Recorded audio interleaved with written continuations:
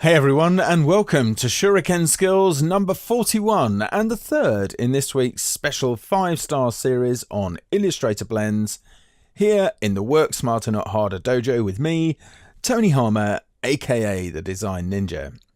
Today we're going to be learning about blending appearances and in particular 3D with this die or dice that I've made from the components at the top of the document. So basically this red square and then these objects here all turned into symbols mapped onto the artwork surface using the 3D extrude and bevel effect. And if you actually want to learn how to do that, then mention it in the comments below and I'll cook that one up for you easily, because this is one of my favorite things to teach, one of my favorite segments in my live classes. I love doing this one, it's good fun.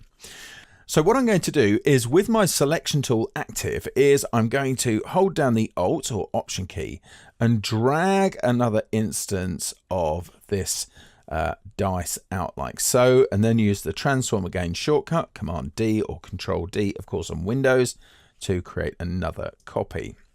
And then I'm going to edit the 3D effect for each one of those. I'm going to go to the appearance, click on that effect, and I don't need to really see what's happening here. I'm just going to spin this one around like so a bit. I will just turn on the preview so you can see it. There you go, like so. And then I'll do the same for the one in the middle just here.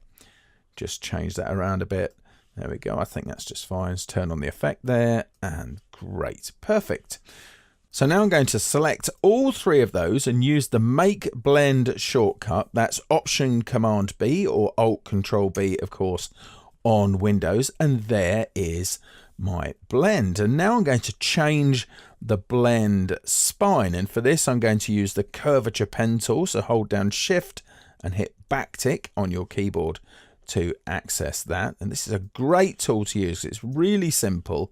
You just click at various locations and it draws and resolves the curves for you like so. And if you need to move anything, you just go to a point and move it and it changes that without holding out any keys, okay, or using any other tools. So I think I'll bring that one up to the top just here and then just move that like so, and switch back to my selection tool by tapping V on my keyboard, selecting both things, going up to the Objects menu, down to Blend and choosing Replace Spine, and there you go. So that's drawing that out. That's kind of blending that a smooth color.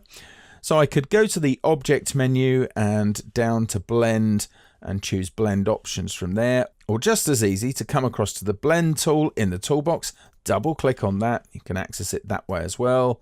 I think I'll change this to Specified Steps here, turn on the preview, and then just drop that down. Maybe 17's a bit much, so I'll try 3 and tab away from there. Maybe not as many as I'd like, so I'll go for 4 here, like so. Perfect. And you can model this as much as you want. If you get your direct selection tool by tapping A on your keyboard, you can of course move the points of the spine and change the power of the curves by extending the handles. So there's plenty of things you've got there in terms of options. And there you go, a nice, fairly easy, relatively simple effect to reproduce that actually looks like far more work has gone into it than actually has. And that's your Shuriken skill to practice today. But for now, we're done, and I'll see you tomorrow for another in this special series of Shuriken Skills episodes. See ya.